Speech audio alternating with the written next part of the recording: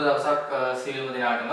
අද අපි මේ වීඩියෝ එකකින් කතා කරන්නේ උසස් පෙළ භෞතික විද්‍යාවේ ඔයගලන්ගේ වැදගත් පාඩම අපි කියන තාපේ හතරවෙනි පාඩම. මේකත් අපිට සිලබස් එකේ හම් වෙන ලොකු පාඩමක්. ඉතින් මම මේකේ මුලින්ම පළවෙනි වීඩියෝ එක කතා කරා මේ උෂ්ණත්ව මිතිය කියන කොටස. සහ ඒක ආශ්‍රිත ප්‍රශ්න ටිකක් කතා කරා. ඉතින් කවුරු හරි ළමයි ඉන්නවා නම් පළවෙනි වීඩියෝ එක බලමු නැති ළමයි. ඒ කියන්නේ තාපේ පළවෙනි කොටස. උෂ්ණත්ව මිතිය. ඒක තමයි මූලික හැඳින්වීම තාපයේ පිළිබඳ උෂ්ණත්වමාන ගැන. මේ උෂ්ණත්වමානයක් අපි නිපදවා ගන්නේ කොහොමද? ඒක හදලා තියෙන උෂ්ණත්වමාන වර්ග මොනවද? ඒ උෂ්ණත්වමාන වල පාවිච්චි කරන උෂ්ණත්වයේ මයින පරිමාණනේ සෙල්සියස්, කෙල්වින්, ෆැරන්හයිට් පරිමාණ අපි ඉගෙන ගත්තා. හරිද? ඒකම අපි අර වැරදි ආවෙන් ක්‍රමාංකණය කරලා තියෙන උෂ්ණත්වමාන ඒකෙන් පාඨාංකයක් කරන් කොහොමද නිවැරදි පාඨාංක හොයාගන්න විදිහත් කතා කරා. හොඳයි. දැන් අපිට තියෙන්නේ තාපයේ දෙවෙනි කොටස. දැන් මේකදී අපි කතා කරන්නේ මේ කිසියම් පදාර්ථයකට තාප ශක්තිය දුන්නාම ඒ පදාර්ථයේ මොකද වෙන්නේ? පදාර්ථයේ පරිමාව හැඩයට මොන වගේ දේවල්ද වෙන්නේ? කියන්නේ අවස්ථා විපර්යාසයෙන් වෙනවද නේ? තාප ශක්තිය දුන්නාම තාප ශක්තිය ඉවත් කරාම වස්තුවකින් පදාර්ථයකට තාප ශක්තිය දුන්නාම මොකද වෙන්නේ?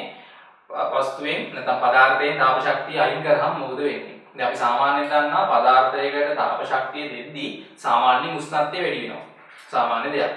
ඒකම පදාර්ථයකින් තාප ශක්තිය අයින් කරද්දී උෂ්ණත්වය අඩු වෙනවා. හරිද? අර අවස්ථා විපර්යාසයක් වෙද්දී උෂ්ණත්ව වෙනස් වීමක් වෙන්නේ නැහැ. දැන් අවස්ථා විපර්යාසයක් වෙනවා කියලා කියන්නේ පදාර්ථයේ අවස්ථා තුනයි නෙදීන්නේ. ඝන, ද්‍රව, වායු. එතකොට අපි ගත්තොත් පදාර්ථ ගත්තොත් ප්‍රධාන වශයෙන් කොටස් තුනකට වෙන් කරන්න පුළුවන්. දැන් මේ ඝන පදාර්ථයක අංශු ඉතා දෘಢව ඉතාමත් ළඟින් බැඳිලා පවතිනවානේ ඝන පදාර්ථයක. ද්‍රව පදාර්ථයක අංශු ගත්තොත් තරමක් ඈතින්. තරමක් ඈතින් තියෙන්නේ. වායු පදාර්ථයක අංශු ගත්තොත් ගොඩක්ම ඈතින් තමයි වායු අංශු මේ පවතින්නේ. හරි ඝන ද්‍රව වායු පදාර්ථයේ අවස්ථා තුන.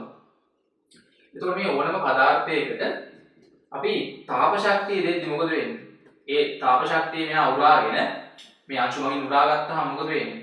අර අංශු අතර තියෙන බන්ධන වගේ සමානලාට අන්තර් අණුක බන්ධන නේ මේ අංශු අතරත් බන්ධන තියෙනවානේ. මේ අංශු ඈත් වෙන්න ගන්නවා නේ. ටික ටික අංශු ඈත් වෙනවා. හරි මේවා කම්පණය වෙන විස්තර වැඩි වෙනවා. මේවා කම්පණය වෙමින් තියෙන්නේ. පදාර්ථ වල අංශු හරිද කොහොම කම්පණය වෙනවා. ඕනම පදාර්ථයක අංශු. මේ ලබා දෙන තාප ශක්තිය උරාගත්තාම අර අංශු වල චාලක ශක්තිය වැඩි වීම නිසා මේ අංශු වැඩිපුර විස්තර සහිතව කම්පණය වෙනවා. ඒකට ටිකක් ඈත් වෙනවා. පදාර්ථයේ අපි කියනවා ප්‍රසාරණය වෙනවා කියලා. හරිද? පදාර්ථයේ ප්‍රසාරණය වෙනවා. අපි මෙයාගේ තාප ශක්තිය අයින් කරොත් එතකොට මොකද වෙන්නේ? තාප ශක්තිය අයින් කරාම අර කම්පණය වෙන අංශු වල චාලක ශක්තිය අඩු වීම නිසා පදාර්ථයේ සංකෝචනය වෙනවා. හරිද? ඔක දෙපැත්තම අපිට ගණන් වල එනවා. තාප ශක්තිය දුන්නාම ප්‍රසාරණය වෙනවා. තාප ශක්තිය අයින් කරාම සංකෝචනය වෙනවා. ද්‍රවයකටත් එහෙමයි. හරිද? වායුවකට දුන්නත් එහෙම තමයි වෙන්නේ. හරි වායුව ගත්තාම සාමාන්‍යයෙන් ඉතින් පරිමාව අපිට වායුවක ගත්තාම අපි මේ ප්‍රසාරණය ගැන කතා කරන්නේ. වායුව ගැන වෙනම වායු කොටස අපි ඉගෙන ගන්නවා. මේ අපි සාමාන්‍යයෙන් මෙතන කතා කරන්නේ ඝන පදාර්ථවල ප්‍රසාරණයයි ද්‍රව පදාර්ථවල ප්‍රසාරණයයි. හරිද? වායුවක අපි ප්‍රසාරණය ගැන ගත්තොත් පරිමාව ඉතින් පීඩනය වෙනස් කරන්න පුළුවන්, උෂ්ණත්වය වෙනස් කරන්න පුළුවන්. එතන වායු නියමත් එක්ක තමයි වායුවකට තාප ශක්තිය දුන්නාම වායුවක උෂ්ණත්වය වැඩි කරාම උෂ්ණත්වය අඩු වුනහම එතන මොන වගේ දේවල්ද වෙන්නේ? ඒක අපි ඉගෙන ගන්නවා ඊළඟ කොටසේ. ඒක තාපයේ තුන්වෙනි කොටස. හරි ඒ කියන්නේ වායු නියම කොටස ඉගෙන ගන්නේ. මේකදී අපි කතා කරන්නේ ඝන පදාර්ථ සහ ද්‍රව පදාර්ථ ගැන. ඔන්න ඔය පදාර්ථ වලට අපි තාප ශක්තිය දුන්නාම සහ ඉවත් කරාම මොන වගේ දේවල්ද වෙන්නේ? ඉතින් තාප ශක්තිය දෙද්දී ප්‍රසාරණය වෙනවා. තාප ශක්තිය අයින් කරද්දී පදාර්ථයකින් සංකෝචනය වෙනවා. සරල දේවල්නේ. හරිද? ඊට පස්සේ දැන් අවස්ථා විපර්යාසයක් වෙනවා කියන්නේ මොකද්ද? අපි උදාහරණයක් ගමු. මෙන්න අයිස් කුට්ටියක්. හරි මම ඩීවිෂර් එකකින් අයිස් කුට්ටියක් ගන්නවා. කරලා බලන්න පුළුවන්. ඊට පස්සේ මම අයිස් කුට්ටියේ තාප ශක්තිය දෙනවා. ටික වෙලාවක් යද්දී දැන් ඔයගොල්ලෝ සාමාන්‍ය ඩීවිෂර් එකෙන් නේද අයිස් කුට්ටියක් ගද්දී උෂ්ණත්වයේ ඍණ 5ක් වගේ වෙන්න පුළුවන් සෙල්සියස්. ඍණ 10ක් වගේ වෙන්න පුළුවන් සෙල්සියස්. ඩුඩ අයිස් කැටයක් එන්නේ. දැන් ඍණ 10 අයිස් කුට්ටියට ඔයගොල්ලෝ තාප ශක්තිය දෙනවා. දැන් උෂ්ණත්වයේ වැඩි අඩු මේක නිකන් සංඛ්‍යා රේඛාව වගේ උෂ්ණත්වයේනේ. මෙතන උෂ්ණත්වය සෙල්සියස් බිඳුව. හරි සෙල්සියස් හරි අපිට ඕනම මේ පරිමාණයකින් ගන්න පුළුවන්. සෙල්සියස් මේ පැත්ත ඍණ 1, ඍණ 2 සෙල්සියස් අංශක. මෙතන ධන 1. හරිද ධන 2. සෙල්සියස් ධන 3නේ. ඔහොම ධන 4 මේ පැත්තට ඍණ සෙල්සියස් අංශක. හරි ඍණ 3 ඍණ 4 ඔහොම දිගටම අපිට මේ පරිමාණය සෙල්සියස් පරිමාණයෙන් ගත්තොත් උෂ්ණත්වයේ වස්තුවක. දැන් අපි අයිස් කුට්ටිය ගන්න ඩීවිෂර් එකෙන් ගද්දී ඍණ 4යි සෙල්සියස් අංශක. මම අරගත්ත අයිස් කුට්ටියට තාප ශක්තිය දෙනවා. 아무තෙන් දෙන්න දෙයක්වත් නැහැ. ඉතින් මේ පරිසරයේ ඔහොම තිබ්බහම අයිස් කුට්ටිය අරගෙන මේ පරිසර උෂ්ණත්වය වැඩිනේ. ඒකින්ද පරිසරයෙන් තාප ශක්තිය අයිස් කුට්ටියට ලබා දෙනවා. ඒකින්ද අයිස් කුට්ටිය ටික ටික මොකද වෙන්නේ? අර තාප ශක්තිය අරගෙන අයිස් කුට්ටියේ උෂ්ණත්වය වැඩි වෙනවා. වැඩි වෙනවා කියන්නේ ඍණ 4 ඍණ 3ට එන්නේ. ඍණ 5ට යන්නේ. ඍණ 3ට වඩා ඍණ 4ට වඩා ඍණ 3 ලොකුයිනේ. එන්නේ අයිස් කුට්ටියේ උෂ්ණත්වය වැඩි වෙනවා. ඍණ 3 ඍණ 2 අපිට උෂ්ණත්වමානයක් ඕන නම් මේකේ ගිල්ලලා බෙදුව හැකිනේ අයිස් කුට්ටියේ. අපිට පේනවා පාට අංකේ මේව මැනගන්න පුළුවන් නම් ඍණ 3 ඍණ 2 ඍණ 1 එන්න උෂ්ණත්වය වැඩි වෙනවා. බිඳුවටත් එනවා. ඊට පස්සේ අයිස් කුට්ටිය ටික ටික දිය වෙන්න යනවා. අන්න ඝන අයිස් කුට්ටිය සෙල්සියස් බිඳුවේදී අපිට බැලුවේ හැකි දැන් උෂ්ණත්වමාන පාඨාංකය ඍණ 4 ඉඳලා ඍණ 3 ඍණ 2 ඍණ 1 බිඳුවට වැඩි වුණානේ. අපි මෙහෙන් නොනවත්වා තාප ශක්තිය දෙනවා. තාප ශක්තිය අයිස් කුට්ටියට. ඔතනින් පස්සේ අපිට පේනවා උෂ්ණත්වමාන පාඨාංකය ටික වෙලාවක් බිඳුවෙම තියෙනවා. ඒ කියන්නේ අයිස් කුට්ටිය සම්පූර්ණයෙන්ම දිය වෙනකන් අන්න එතන වෙන්නේ අවස්ථා විපර්යාසය. අවස්ථා විපර්යාසයේදී මේ උෂ්ණත්වය වෙනස් වෙන්නේ නැහැ. අවස්ථා විපර්යාසයේ සම්පූර්ණයෙන්ම මෙතන තියෙන සම්පූර්ණ අයිස් ටික සම්පූර්ණයෙන්ම ද්‍රව වෙනකන් සෙල්සියස් බිඳුවේ අයිස් ටික සෙල්සියස් බිඳුවේ ජලය බවට තමයි මුලින්මපත් වෙන්නේ. එතකන් උෂ්ණත්වය වැඩි වෙන්නේ නැහැ. ඒ සඳහා තාප ශක්තිය අරගෙන අර බන්ධන විදිහට මෙව ඈත් වෙනවා. ඝනයේ ද්‍රවයක් බවට පත් වුණා. හරිද? ඒක අපි අවස්ථා විපර්යාසයක් ලෙස හඳුන්වනවා. ඊට පස්සේ මේ එන ජලය ආයමන් දිගටම රත් කරනවා. පරිමාව වැඩි වෙනවනේ. හරිද? පරිමාව වැඩි වෙලා අන්තිමට මොකද වෙන්නේ? ඒ සෙල්සියස් 100ට ආවට පස්සේ ජලයේ උෂ්ණත්වය සෙල්සියස් 100ට ආවට පස්සේ තවත් මම තාප ශක්තිය දුන්නොත් අපිට පේනවා ජලය වාෂ්ප බවට පත් වෙනවා. එතනත් වෙන්නේ අවස්ථා විපර්යාසය. එතනදී උෂ්ණත්වය සෙල්සියස් 100ෙම තියෙනවා සම්පූර්ණ ජලය මේ වාෂ්ප බවට ජල වාෂ්ප බවට පත් වෙන එක. තේරුණාද? ඉතින් අපි කතා කරන්නේ මෙතන අවස්ථා විපර්යාස ගැන කතා කරන්නේ. අවස්ථා විපර්යාස ගැන අපිට වෙනම වස්සේ කතා කරන්න දෙනවා තාපයේ අවසාන හරිය. මෙතනදී අපි කතා කරන්නේ කිසියම් උෂ්ණත්ව පරාසයක් තුල වස්තුවකට තාප ශක්තිය දුන්නාම එයාගේ පරිමාව වෙනස් වෙනවා. මේ පරිමාව කියන්නේ දිග නැත්නම් වර්ග බලය නැත්නම් මුලින්ම පරිමාවනේ. අන්න අපිට ওই අවස්ථා තුනම කතා කරන්න තියෙනවා. දැන් අපි සාමාන්‍යයෙන් මුලින්ම කතා කරනවා මේකේ ප්‍රසාරණය ගන්ධද්‍රව්‍ය වල ප්‍රසාරණයේ අවස්ථා තුනයි තියෙන්නේ. එකක් තමයි රේඛීය ප්‍රසාරණය. අනිත් එක පුස්තික නැත්නම් වර්ගඵල ප්‍රසාරණය. තුන්වෙනි එක පරිමා ප්‍රසාරණය. අපි මේක සරල කොටසක් තියෙන්නේ ලොකුවටම හිතන ඒවත් නැහැ. හරි ගන්ධද්‍රව්‍යයකට තාප ශක්තිය දුන්නාම වෙනස් වෙනවා යාගේ මාන. දිග, පල්ල, උසනේ ඕන වෙනස් වෙන්නේ. තාප ශක්තිය අයින් කරනවත් වෙනස් වෙනවා. ප්‍රසාරණයේ පැත්තටත් ගණන් වෙනවා, සංකෝචනයේ පැත්තටත් ගණන් වෙනවා. දෙකම එක වගේ කිසිම වෙනසක් නැහැ. ඉතින් අපි ඝනද්‍රව්‍ය වල ප්‍රසාරණයේ අවස්ථා තුනකට බෙදලා ඉගෙන ගන්න. ඝනද්‍රව්‍ය වල ප්‍රසාරණය. එකක් තමයි රේඛීය ප්‍රසාරණය. රේඛීය ප්‍රසාරණය. හරිද? අනිත් එක තමයි වර්ගඵල ප්‍රසාරණය. නැත්නම් අපි කියනවා පුස්තික ප්‍රසාරණය, පුස්තික ප්‍රසාරණය. හරිද? වර්ගඵල ප්‍රසාරණය. අර මම ඉස්සෙල්ලා පොඩ්ඩක් මේකේ සිද්ධාන්ත ටික මේක ලොකුවටම සිද්ධාන්ත නෑ. සරල දේවල් ටිකක් තියෙන්නේ. ඒ ටික මතක් කරලා අපි ගණන් ටිකක් හදමු. හරි වර්ගඵල ප්‍රසාරණය. ඊට පස්සේ අනිත් එක තමයි පරිමා ප්‍රසාරණය. හරි සරල මේ සිද්ධාන්ත තියෙන්නේ මේකේ. හොඳයි. ඉතින් අපි මේ රේඛීය ප්‍රසාරණය ලෙස අපි ගන්නෙ හිතන්න මොකක් හරි සිහින් කම්බියක්. සිහින් කම්බියක්. නිකන් දිගක සිදුවන ප්‍රසාරණය හෝ සංකෝචනය. අපි ප්‍රසාරණය කියලා කිව්වට සංකෝචනයේ පැත්තට හරියයි. දැන් වස්තුවකට තාපය දුන්නාම එයා ප්‍රසාරණය වෙනවා. දැන් මේකදී අපි ගොඩක් වෙලාවට ඉගෙන ගන්න මේ නිදහස් ප්‍රසාරණය වන පදාර්ථ, ඝන පදාර්ථ. නිදහස් ප්‍රසාරණය කියලා කියන්නේ හිතන්න මේක මේ පෑනට මම තාප ශක්තිය දෙනවා. තාප ශක්තිය දෙද්දි මෙයාගේ දිග වැඩි වෙනවනේ. හරිද? ප්‍රසාරණය වෙනවනේ. එතකොට මෙයාගේ මේ ෂේප් එක වෙනසක් වෙන්නේ නැහැ. ඒ කියන්නේ මේ පෑනේ ෂේප් එක ඕමම තියෙනවා. පෑන විකෘති වෙන්නේ නැහැ. මේක ප්‍රසාරණය වෙනවා මේ ෂේප් එක ඕමම තියෙනවා. හරිද? මේ ෂේප් එක ඔහොමම තියෙනවා මේක විකෘති වීමක් වෙන්නේ නැහැ හැඩය. අන්න හැඩේ විකෘති වීමකින් තොරව ප්‍රසාරණය වෙනවා නම් අපි කියනවා නිදහස් ප්‍රසාරණයක් වෙනවා කියලා. අපි යන්නේ වගේ නිදහස් ප්‍රසාරණය වෙන සංසිද්ධි වස්තුන් ගැන තමයි මේකෙන් කතා කරන්නේ. හොඳයි. අපි මුලින්ම බලමු මේ රේඛීය ප්‍රසාරණය ලෙස ගන්නෙ මෙහෙමයි. මේ රේඛීය ප්‍රසාරණය අපි ගන්නෙ දිගට සිදුවන ප්‍රසාරණය නැත්නම් සංකෝචනය. දිගට කිසියම් රේඛීය දිගක් ගත්තොත් උදාහරණයක් කම්බියක්. මෙන්න කම්බිය. හරි කම්බියේ දිග L නැත්නම් L1 කියලා ගන්නත් පුළුවන්. මේ L කියන එක L1 ලෙස ගන්නත් පුළුවන් ඈ. ස්වභාවික දැන් දිග. මේ වෙලාවේ දැන් මොකක් හරි උෂ්ණත්වයක් තියෙනවා මේ කම්බිය දැන් මේ අපි මෙතන ගෙනල්ලා තිබ්බොත් මේ වෙලාවේ පරිසර උෂ්ණත්වයයි කම්බිය උෂ්ණත්වයයි සමානයි. හරි සෙල්සියස් 30යි. දැන් උෂ්ණත්වය ඕනනම් T1 සෙල්සියස් අංශක 30යි. මම දැන් මෙයාට තාප ශක්තිය දෙනවා. තාප ශක්තිය දුන්නාම ආංශුව ඈත් වෙන්න ගන්නවා ටික ටික. අංශු ඈත් වෙන්න ගත්තී මෙතන අපි සලකන්නේ මෙයාගේ දිග තමයි වෙනස් වෙන්නේ. හරිද? එතකොට මේ ඉතින් මුල් දිග.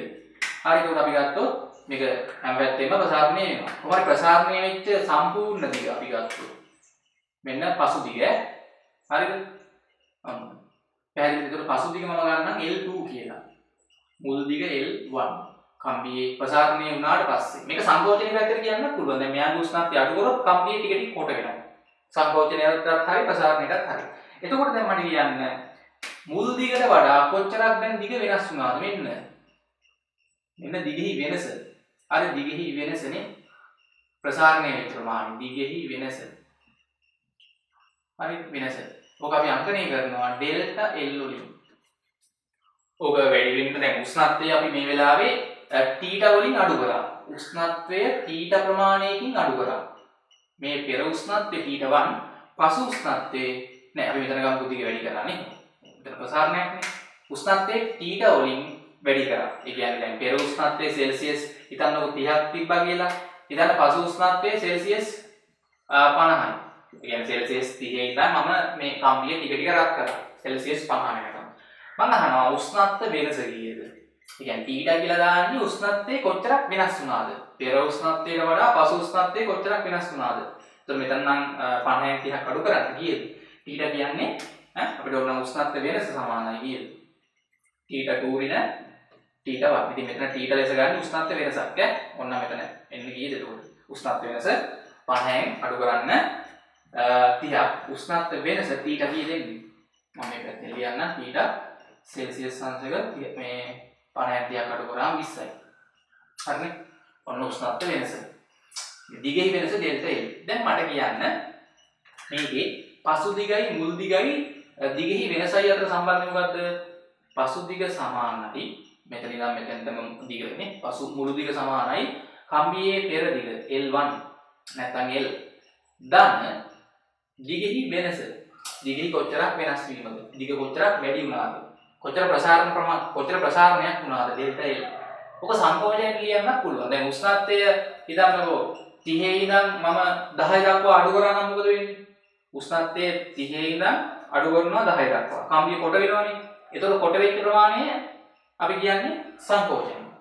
ඒකත් ඉතින් දිගේ වෙනස් තමයි ඉතින්. කොහොමද කිව්වොත් එකයි. ඩෙල්ටා L ප්‍රමාණයක් කොට වෙනවා. එහෙම වුණා නම් දැන් මේ දින මුල් දිග. හරි මුල් දිගනේ. ඔක කොට වුණා නම් මෙන්න පසු දිග එතකොට L2 මුල් දිග L1 නැත්නම් L කියලා ගන්නත් පුළුවන්. උන් මේ තියෙන්නේ සංකෝචනයේ වෙච්ච ප්‍රමාණය ඩෙල්ටා L. එහෙම ලියුවොත් ඕගොල්ලන්ට ලියන්න වෙන්නේ මොකද්ද? එතකොට ලියන්න වෙන්නේ L2 පසු දිග සමානයි මුල් දිගින් අඩු කරන්න ඕනේ ඩෙල්ටා L. මේක තේරෙනවනේ මේ මුල් දිගින් මෙන්න මේ සංකෝචනයේ වෙච්ච ටික අඩු කරාමනේ පසු දිගෙන්නේ. ඒ ගණන් වල ওই දෙපැත්තම සමීකරණය එනවා ඈ. එතකොට ප්‍රසාරණයක් වෙන්නේ මෙතන ධන වෙනවා. වැඩි වෙනවනේ පසු දිග මුල් දිගට වඩා. සංකෝචනයක් වෙද්දි මෙතන ඍණ ලකුණ එන්නේ. අන්න ඒක මතක තියාගන්න. හරි එකම සූත්‍ර දාන්න තියෙන්නේ ධන ඍණ තමයි වෙනස් වෙන්නේ. හොඳයි. ඊට පස්සේ ඊළඟට හරි. දැන් අපිට මේකේ වැදගත් සම්බන්ධයක් ගන්න තියෙනවා. ඉතින් ඒකත් එක තමයි මේක ගණන් ටිකට එන්නේ. හොඳයි. අපි මේ ප්‍රේතීය නැත්නම් වර්ගඵල නැත්නම් පරිමාව තුනම කතා කරන්න තියෙනවා.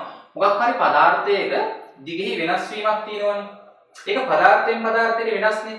මම දැන් මෙතන යකඩ කම්බිය උනේ එකම මාන තියෙන එකම හරස් වැඩ වර්ගඵලනේ. එහෙම හිතන්නකො එකම සිහින් කම්බි දෙකක් යකඩ සහ කොපර කම්බි දෙකක්. සිහින් කම්බි දෙකක් ගත්තොත්. හරිද? සිහින් කම්බි දෙකක් ගන්නවා යකඩයි කොපරයි. එකම ආරම්භක දිග කම්බි දෙකේම. හැබැයි වර්ග දෙකක් නේ ලෝහ දෙකක් නේ. මම එකම උෂ්ණත්වයකින් රත් කරනවා. 30 ඉඳන් දෙන්නම වටහාට රත් කරනවා. එතකොට කම්බි දෙකෙහි දිගෙහි වැඩි වීම වල ඔය ඩෙල්ටා L සමාන වේද? නෑ එහෙම වෙන්නේ නෑ. ඒක රඳාපවතින හරිද වැදගත් නියතයක් තියෙනවා පදාර්ථයේ සතු. ඒ කියන්නේ දැන් යකඩ කම්බියේ ප්‍රසාරණයට වඩා කොපර කම්බියේ ප්‍රසාරණය වෙනස්. අඩු වෙන්න හෝ වැඩි වෙන්න තමයි පුළුවන්. හරිද? ඒක රඳාපවතින නියතයක් තියෙනවා. ඒ කියන්නේ පදාර්ථයෙන් පදාර්ථයේ ප්‍රසාරණය හෝ සංකෝචනය රඳාපවතින නියතයක් තියෙනවා. අන්න ඒ නියතය තමයි අපි මෙතන දැන් කතා කරන්න හදන්නේ. ඒක අපි බලමු අර්ථ දක්වන්නේ කොහොමද? මෙහෙමයි ගන්නෙ. දැන් අපි ගත්තොත් මේ කම්බියේ මෙතන හිතන්න මෙන්න මෙහෙම අර්ථ දැක්වීමක් තියෙනවා. අපි නියතය අර්ථ දක්වන්න හදන්නේ. හිතන්න දැන් මෙහෙම. හරිද? අපි ගත්තොත් මෙයාගේ දැන් L දිගක් අරගෙන මේක රත් කරා තීටා ප්‍රමාණයකින්. එතකොට මෙයාගේ දිග ඩෙල්ටා L ප්‍රමාණයකින් වැඩි වුණා. ඉතින් මේකේ අපි මේ පදාර්ථයේ ගතිගුණත් එක්ක රඳාපවතින නියතේ අපි අංකණය කරනවා ඇල්ෆා කුරේ. හරිද? ඇල්ෆා. හරිද? ඒතර මේක අපි ගන්නෙ මේ රේඛීය ප්‍රසාරණ සංගුණකය. ප්‍රසාරණ සංගුණකය රේඛීය ප්‍රසාරණයක් හරි සංකෝචනයක් හරි දෙපැත්තට මේක දැම්ම හැකි අපි කියන්නේ රේඛීය ප්‍රසාරණ සංගුණකය. හරිද? ප්‍රසාරණ සංගුණකය. ඉතින් ඕක තමයි ඔය රඳාපවතින නියතය. ඉතින් ඕක ලෝහෙන් ලෝහයට පදාර්ථයෙන් පදාර්ථයට වෙනස් වෙනවා කියන්නේ. රේඛීය ප්‍රසාරණ සංගුණකේ වැඩි අගයක් තියෙන පදාර්ථයක ප්‍රසාරණය ගොඩක් වැඩි. ප්‍රසාරණ සංගුණක කියන එකේ තේරුම තේරෙනවනේ. ඒ කියන්නේ එයා උෂ්ණත්වය වැඩි කරොත් එයාගේ ප්‍රසාරණය ගොඩක් වැඩි. උෂ්ණත්වය අඩු කරාම සංකෝචනයත් ගොඩක් වැඩි. දෙපැත්තම හරියයි. හරි ඇල්ෆා වැඩි පදාර්ථයක් අපි රත් කරත් සිසිල් කරත් එයාගේ ප්‍රසාරණයයි සංකෝචනයයි ඉතාමත් වැඩි. ඇල්ෆා අඩු ලෝහයක් ඇල්ෆා අඩු පදාර්ථයක් කරාම අපි රත් කරත් සිසිල් කරත් එයාගේ ප්‍රසාරණය හෝ සංකෝචනය පොඩ්ඩයි වෙන්නේ. අර ඇල්ෆා වැඩි නම් ප්‍රසාරණය සහ සංකෝචනය වැඩි. ඒක පොඩ්ඩක් මතක තියාගන්න. හරි මේ ඇල්ෆා අර්ථ දක්වන්නේ මෙහෙමයි. ඔන්න ඔබ වැදගත්. ඇල්ෆා අර්ථ දක්වන විදිහ. ප්‍රසාරණ සංගුණකයේ අර්ථ දැක්වීම. ඉතින් මේ වගේ දෙයක් තියෙන්නේ. අපි ගන්නවා මේ දැන් අපි මොකක් හරි පදාර්ථයක කම්බියක හරිද? හිතන්න ගන්නවා මෙන්න මෙයාගේ මීටර් 1ක දිගක්. හරිද? දැන් හිතන්න මෙයාට ඕනේ කොපර් වල ඇල්ෆා වල අගය හොයාගන්න. මම කොපර් කම්බියක මීටර් 1ක් ගන්නවා. අරගෙන මම මේක රත් කරනවා සෙල්සියස් අංශක 1කින්. නැත්නම් කෙල්වින් 1කින්. දැන් වෙනසක් උෂ්ණත්ව වෙනස. උෂ්ණත්ව වෙනස සෙල්සියස් 1කින් රත් කරනවා. නැත්නම් සිසිල් කරන්නත් පුළුවන් ඈ. උෂ්ණත්ව වෙනස කෙල්වින් 1කින් රත් කරත් හරි. උෂ්ණත්ව වෙනස කෙල්වින් එකක් ගත්තත් සෙල්සියස් එකක් ගත්තත් වෙනස සමානයි. දැන් හිතන්නකෝ මේක සෙල්සියස් 27 ඉඳන් සෙල්සියස් 28ට රත් කරා. සෙල්සියස් 27 තිබ්බ කම්බිය සෙල්සියස් 28ට රත් කරා. උෂ්ණත්ව වෙනස එකයි. ඔක කෙල්වින් වලින් අරන් බලන්න. සෙල්සියස් 27යි කියන්නේ කෙල්වින් 300යි. 28යි කියන්නේ 301යි. 300කින් 300 වෙනස කියේ ඒත් එකයි. තේරුණාද? හැබැයි ෆැරන්හයිට් වෙනසක් ගත්තොත් සමාන වෙන්නේ නැහැ කෙල්වින් සෙල්සියස් වෙනසකට. ඒක පොඩ්ඩක් මතක තියාගන්න. හරි. මේක අපි අර්ථ දක්වන්නේ මෙහෙමයි. කිසියම් රේඛීය පදාර්ථයක කම්බියක් වගේ ගන්න රේඛීය සීන් කම්බියක නැත්නම් පදාර්ථයක රේඛීය පදාර්ථයක්.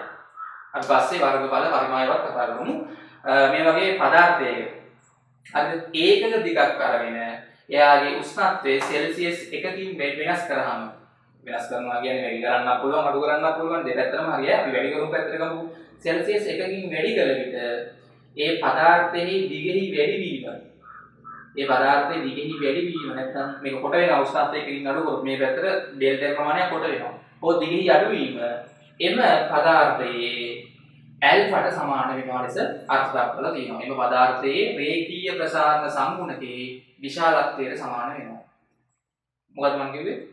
කිසියම් පදාර්ථයක ඒකක දිගක් සමාන කම්බියක් වගේ ගන්න ඕනේ. ඒකක දිගක් මීටර එක දිගක් අරගෙන උෂ්ණත්වයේ එකකින් වෙනස් කරන්න. වැඩි කරා කියලා හිතමු. වැඩි කරාම එයාගේ දිගෙහි වැඩිවීම. හරිද? ඒ පදාර්ථයේ රේඛීය ප්‍රසාරණ සංගුණකයේ විශාලත්වයට සමානයි. එහෙනම් දැන් මට කියන්න සාධාරණව අපි L දිගක් ගත්තොත් L දිග දණ්ඩක් අරගෙන θ උෂ්ණත්වයකින් වැඩි කරොත් එයාගේ දිගෙහි වැඩිවීම ලියන්නේ කොහොමද? ඒකක දිගක් අරගෙන ඒකක එකකින් උෂ්ණත්වය වැඩි කරාම දිගෙහි වැඩිවීම ඇල්ෆාට සමාන නම් සාධාරණ L දිගක් අරගෙන θ ප්‍රමාණයකින් උෂ්ණත්වය වෙනස් කරාම ඔය දෙකින් වැඩි කරන්න බැරනේ. හරි L ඇල්ෆා θ. L θ යින් අර වැඩි කරන්න. අන්න මෙන්න සම්බන්ධය. ඉතින් මේකෙන් තමයි දැන් ගණන් හදන්න තියෙන්නේ. හරි ඩෙල්ටා L සමානයි L ඇල්ෆා θ. ඒතකොට මේක තමයි සාධාරණ සම්බන්ධය. L ආරම්භක දිගක් සහිත දණ්ඩක උෂ්ණත්වය θ වලින් වැඩි කරොත් දිග මෙච්චරක් වැඩි වෙනවා. L alpha θ. උෂ්ණත්වය θ වලින් අඩු කරොත් මෙච්චරකින් දිග අඩු වෙනවා. නේ? ඒතකොට අපිට ලියන්න පුළුවන් දැන් මට කියන්න ඕන අපේ ඊළඟ සම්බන්ධය මේක තමයි දිගෙහි වැඩිවීම. ඔව් අඩුවීම සඳහා සම්බන්ධය. හරිද? ඊට පස්සේ ඕක අපිට මේකට ආදේශ කරලා අලුත් සම්බන්ධයක් තව ගන්න පුළුවන්. එතකොට දැන් අපිට මේ ඩෙල්ටා එකට ආපු අගේට මෙන්න මේකට අපි ආදේශ කරන්නේ පසු දිග සඳහා ප්‍රකාශනයක් ගන්න පුළුවන්. ඒතර පසු දිග නේ L2 සමානයි L1 ධන ඩෙල්ටා එකට දාන්න L ඇල්ෆා θ. අන්න මෙතන මම කිව්වා නේද අර මුල් දිගට L1 හෝ L නේ මම මේකෙන් Lම දාන්නේ නේ. හරි. එතකොට මෙතනත් L කියන්නේ මුල් දිගනේ. L දිග දණ්ඩක් මුල් දිග L දිග දණ්ඩක් උෂ්ණත්වය θ වලින් වෙනස් කරාම එයාගේ දිගෙහි වෙනස. හරි ප්‍රසාරණයක් හෝ සංකෝචනයක් නෙවෙයි L alpha θ. L alpha theta. නැත්නම් මෙතන L1 L1 කියලා ගන්නවා නේ. L1 L1 කියලා ගන්නවා. ඒක ලේසි. L1 කියන්නේ මුල් දිග, L2 කියන්නේ පසු දිග. එතකොට මෙතන පසු දිග සමානයි L1 ගන්න එළියට පරහන් ඇතුලේ එක දල alpha theta. අන්න සම්බන්ධ. ඉතින් පසු දිග සමානයි මුල් දිග වතාවක් එක දන alpha theta. උස්තත්ත්වය අඩු කරා නම් කොට වෙනවනේ. එතකොට පසු දිග සමාන වෙන්නේ මුල් දිග වතාවක් අර මෙතන ඍණ දාන්නේ. මෙතන ඍණනේ මම කිව්ව මතකද? උස්තත්ත්වය අඩු කරා නම් එක ඍණ alpha theta. ඉතින් මේ සංකෝචනයේ හෝ ප්‍රසාරණයට මේ සම්බන්ධතා දාන්න පුළුවන්. ඊට පස්සේ ගණන් වල අහනවා මේ වගේ වෙලාවක මේ දිගෙහි සිදු වූ භාගික වෙනස. ප්‍රසාරණයක් හරි සංකෝචනයක් හරි වුණාම දිගෙහි සිදු වූ භාගික වෙනස. දිගෙහි සිදු වූ භාගික වෙනස. භාගයක් කියලා. දිගෙහි වෙනස මුල් දිගත් එක්ක දරන භාගය. එතකොට දිගෙහි වෙනස ලියන්න ඕනේ උඩට. හරිද? delta L මුල් දිග යන්න ලියන්නේ L1 හරි L1 නේ. delta L යට L1 නැත්නම් delta L යට L. L1 හෝ L මුල් දිග ඔකට කියන්නේ භාගික වෙනස. හරි භාගයක්. එසේ ඔකේ ප්‍රතිශතය ඇහුවොත් ඔක 100%න් වැඩි කරන්න. ඔන්න ඔතන පොඩ්ඩක් බලන්න.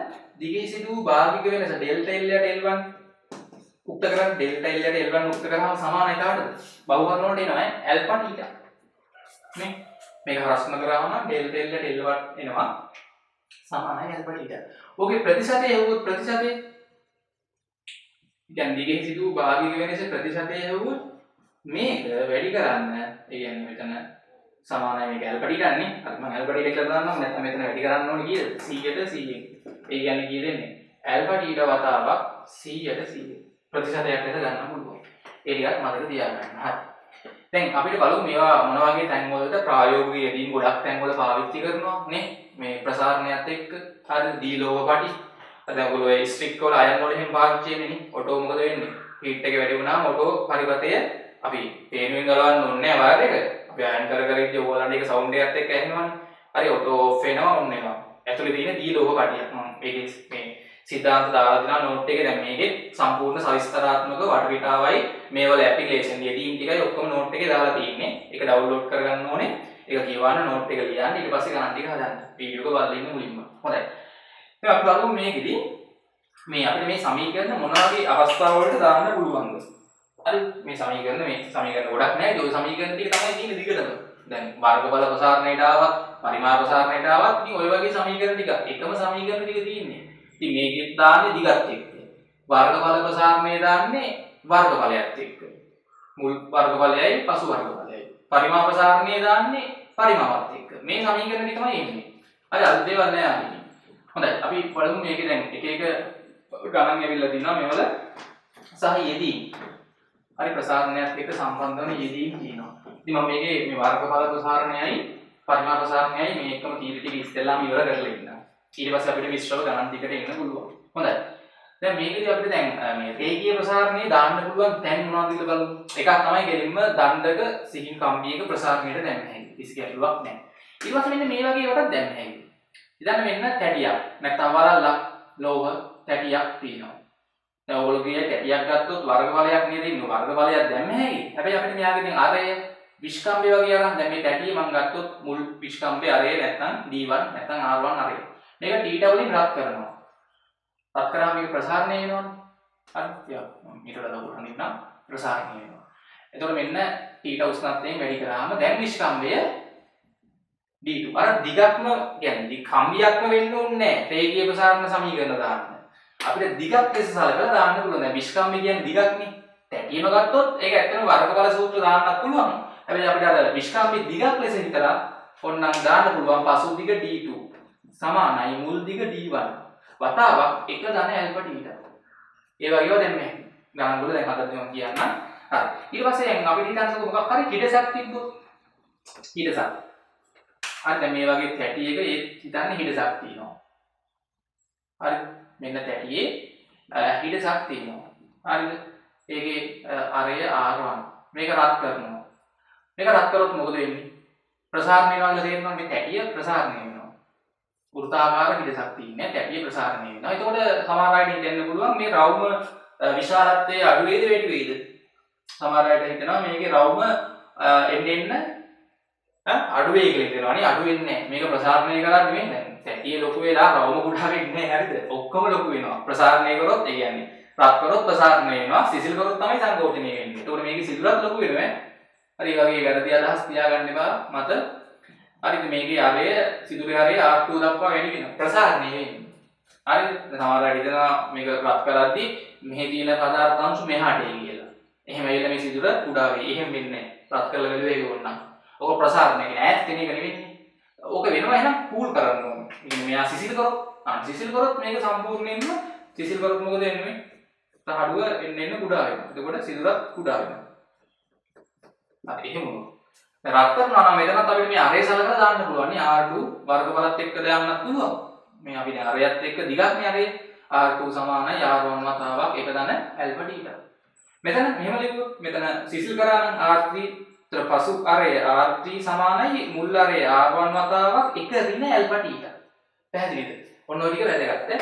හරි හිඩසකට දාන්න පුළුවන්. රේඛීය දිගක් වගේ හිතන තැන් ඕනම තැනකට දැම්ම හැකි. ඊට පස්සේ ඡාප දිගක්.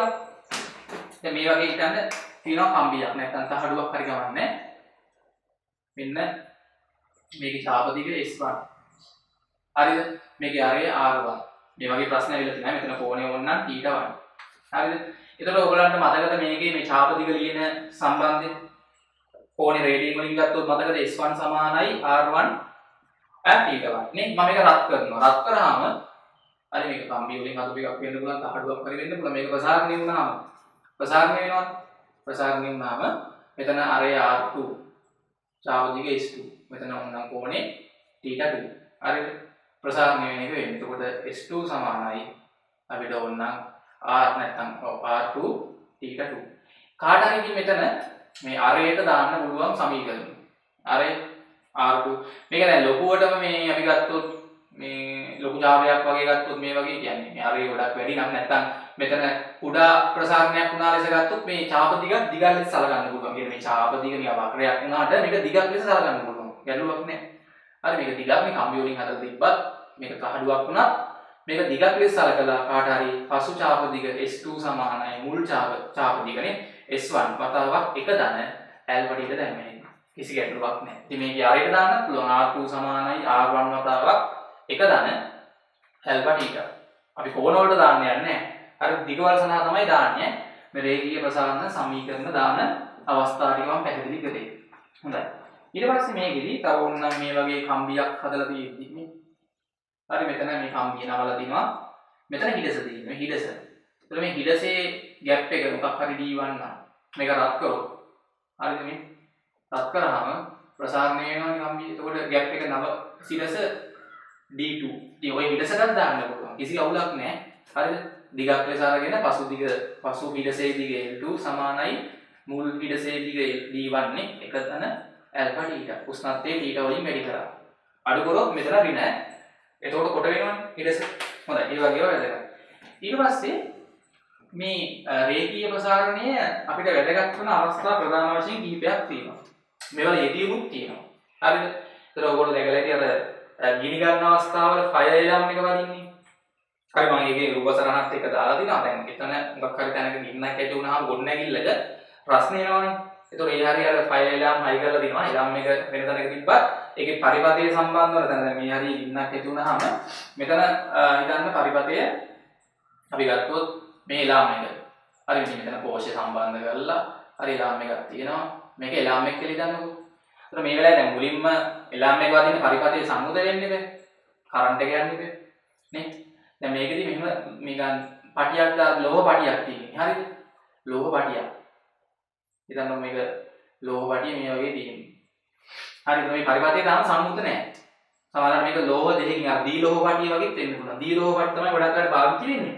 එතන කරන්නේ මේ වගේ වෙනස් ලෝහ වර්ග දෙකකින් හදලා තියෙන පටියක්. දී ලෝහ පටිය. හිතන්න උඩ තියෙන්නේ කොපර්, යට තියෙන්නේ නිකල්. එතකොට මේ එකම දිග එකම මාන තියෙන නිකන් පටි දෙකක්. හැබැයි මේ දෙකේ ඇල්ෆා වෙනස්නේ. රේඛීය ප්‍රසාරණ සංගුණක දෙකක් නේ. කොපර් වල ඇල්ෆායි, නිකල් වල ඇල්ෆායි වෙනස්. එතකොට එකම උෂ්ණත්වයකින් දැන් දෙන්න රත් වෙනවනේ. ඩයන් වලක් තියෙන මේකනේ. හරි ස්ට්‍රික්ට් වල ඒකේ ඔටෝ පරිපතය අර මේ විසන්දි වෙන ඔන් වෙන විදිහ මම කියන්න හදන්නේ. දැන් මේතන දැන් හිතන්නකෝ මේක අපි මෙතන අයන් එක ගත්තත් මේ පරිපතේ විසන්ධි වෙන විදිය හදලා දින ඔය විදිහට. මේ අපි දැන් කෝෂයෙන් එන කරන්ට් එක පේනුවට ගැහුවාමනේ වෝල්ට් 230ක් එනවනේ. හරිද? එතකොට මෙතන මේක දැන් අර අයන් එකේ හිටන් මේ යටනේ. හරි මේ යට රත් වෙනවනේ. අපි ස්ට්‍රික් එකම මේ සල්ලෝ අඳින්න හරි මේක රත් වෙලා රත් වුණාම මේ දෙක ප්‍රසාරණය වෙනවා. ප්‍රසාරණය වුණාම එක්කෙනෙක්ගේ ප්‍රසාරණය අනිත් එක්කෙනාගේ ප්‍රසාරණයට වඩා වැඩි වෙනවා. ඇයි? ඇල්ෆා වැඩි එකේ ප්‍රසාරණය වැඩි. නිකන් හිතන්න කොපර් වල ඇල්ෆා වැඩි කියලා. දෙන්නගේ මුල් දිගවල සමාන නෙමෙයි. ඩෙල්ටා L සමානයි L ඇල්ෆා තීටා. දෙන්නම එකම උෂ්ණත්වයකින් රත් වෙන්නේ. ඒකට සම්බන්ධ ඉන්න. තීටාත් එකයි. මුල් දිගත් එකයි. මට කියන්නේ ඇල්ෆා වැඩි එක්කෙනාගේ ඩෙල්ටා L ඒ කියන්නේ දිගිනි වැඩිම වැඩිනේ. එහෙනම් ඇල්ෆා වැඩි එක්කෙනාගේ දිගිනි වැඩිම වැඩි හින්දා මට කියන්න දෙන්න එකට සම්බන්ධ වෙලා තියෙන ගලවන්නත් බෑ. මොකද මෙන්න මේ වගේ ෂේප් එකකට හැරෙනවා. මේ තේරෙනවද බලන්න මේ ෂේප් එක යන්නේ? දැන් ඔය කොපර් වල ඇල්ෆා වැඩි නම් නිකල් වලට වඩා මේ වගේ එන්නේ. නිකල් වල ඇල්ෆා වැඩි නම් අනිත් පැත්තට හැරෙනවා. දැන් මට කියන්නකෝ කාගේද දිග වැඩිපුර වැඩිුනේ නේ? මේ උඩ එකේ දිග වැඩි. මේක දිගට වඩා. තේරෙනවද? ඒකට සම්බන්ධ කරලා තිබ්බට අන්න ඒ වගේ ෂේප් එකකට මේක නැමෙනවා. නැමුණාම මෙතනින් පරිපතේ අර ස්පර්ශලාකින් දැනින් අයින් වෙනවා. ඒතර විසන්ධි වෙනවා. කරන්ට් එක නවතිනවා. ඊට පස්සේ ආයෙ උෂ්ණත්වය ටික ටික අඩු වෙලා යන එකේ ආයෙ සම්පෝෂණය වෙලා මේක ටික ටිකම කෙලින් වෙනවා. කෙලින් වෙලා ආයෙ පරිපතේ සංයුක්ත වෙනවා. ඉතින් ඒ වගේ තමයි ෆයර් එලාම් වල සංසිද්ධිය. මේ හරිය දැන් ගින්නක් ඇති වුණාම මේක රත් වෙලා ගන්නට මේක දිග වැඩි වෙලා හරි මේ පරිපතයත් එක්ක කනෙක්ට් වෙනවා. කනෙක්ට් වුණාම තමයි එලාම් එක පරිපතේ සංයුක්ත වුණාම මේකේ කරන්ට් එක ගිහිල්ලා එලාම් එක වදින්න ගන්නවා. හරිද? ඉතින් මේ වගේ අවස්ථා මම නෝට් එකේ කිව්ට් එකේ දාලා තින්නේ ඔය කියවන්නේ රූප සටහන් එක්ක.